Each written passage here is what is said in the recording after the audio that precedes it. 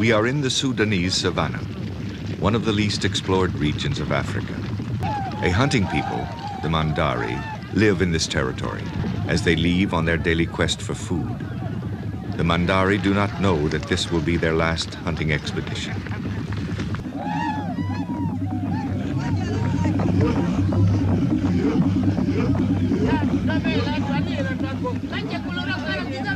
The only clothing the Mandari wear is a corset made of beads, which squeezes their waist and enlarges their torso. The corset increases their endurance during buffalo chases, allowing them to push the animals to exhaustion. Back at the campsite, their enthusiasm is cut short as they are blamed for having killed buffaloes. Recently, the Sudanese government decided to forbid the hunt. A Mandari chief, designated by the government to enforce the new law, tries to intervene.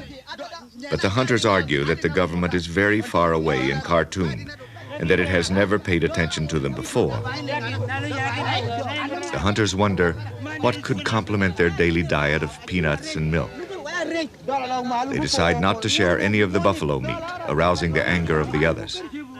The Mandari chief is becoming more and more unpopular. He is asked to stay out of the quarrel and to keep quiet.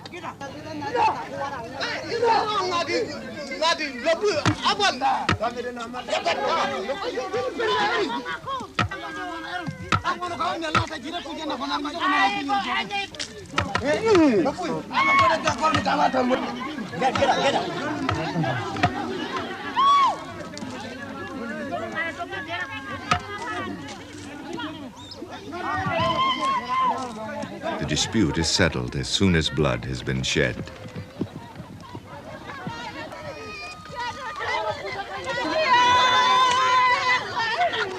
In the cool of the evening, mosquitoes start invading the camp where the cows are tied up.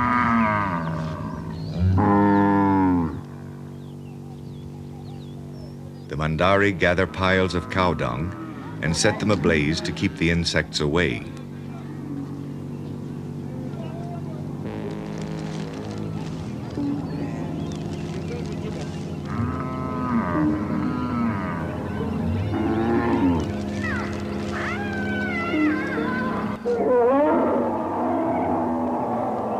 Driven by thirst, a large herd of elephants rushes to the Nile.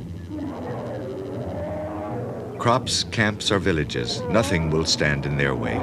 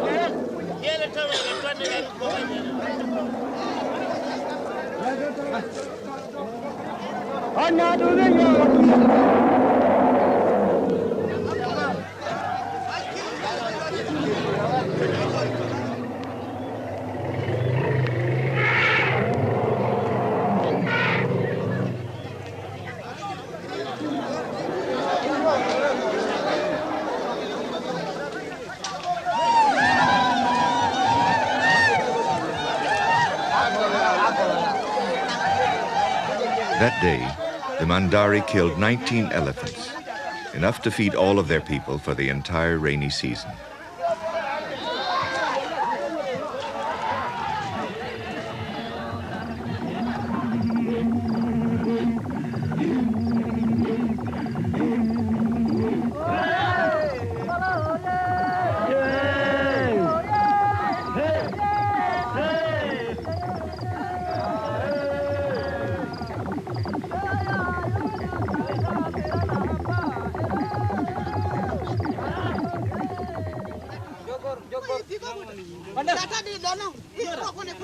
Yes, here in our village Mandari, every day they want to kill the elephant. Of course, the meat of the elephant is very good. This hunt became famous in all the villages for miles around. The government also heard of it and sent troops to punish the hunters.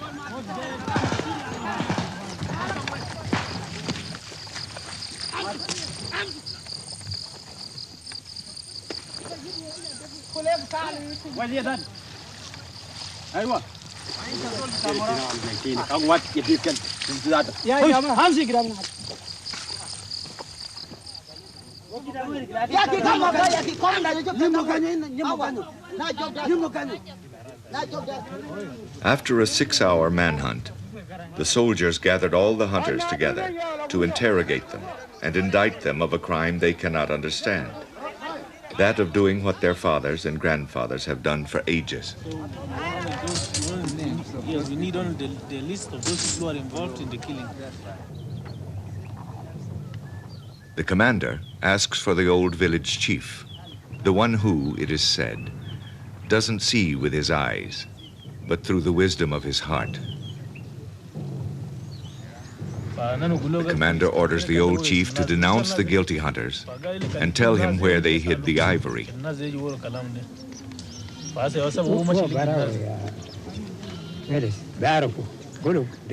You are asking me to turn against my people. I, who already see the valley where the old elephants die. I, who led the hunt and shed the blood of the beasts that brought us together. You are asking me to force my people to betray our heroes. A long time ago, the night filled with stars invaded my eyes. Today, the night falls on the shoulder of my people. No, the worthy man doesn't answer to the threat of guns. We will all remain silent.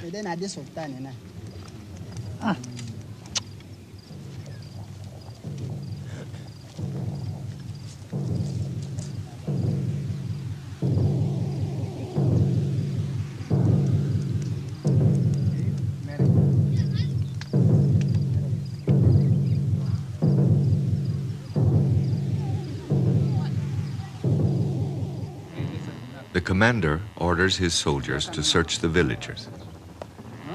Contrary to the old chief, the young Mandari chief, siding with the government against his own people, helps the soldiers to find the ivory.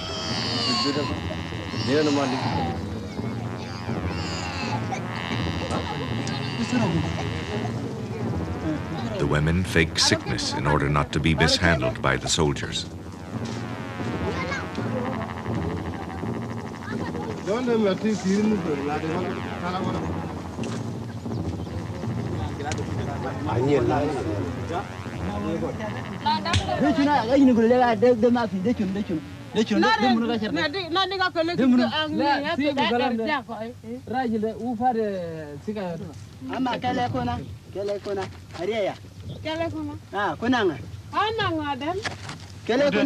As the day ends, the soldiers bring back a meager booty.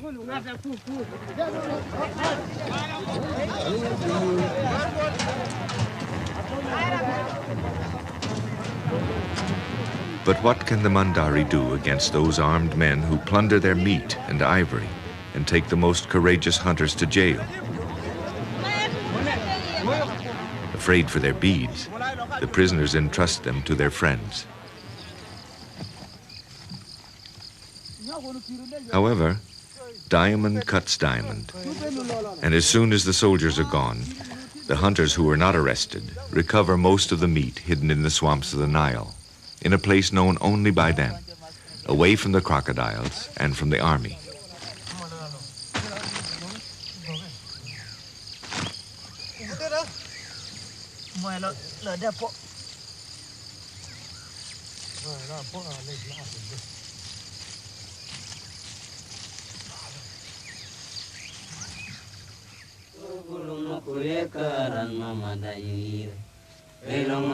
Sharing the cooked elephant paws, The Mandari hunters sing many stories about the fight of the male elephant, the heroism of the first hunter who dared throwing his spear at the giant animal and received the ivory to make a bracelet.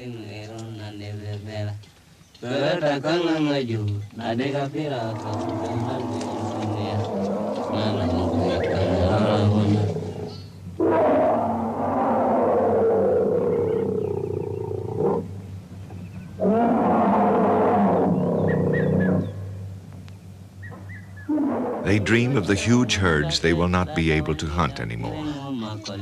Indeed, they will soon learn that from now on, the elephant hunting will be reserved to the white hunters who will pay precious money for the right to shoot the great beasts with their guns.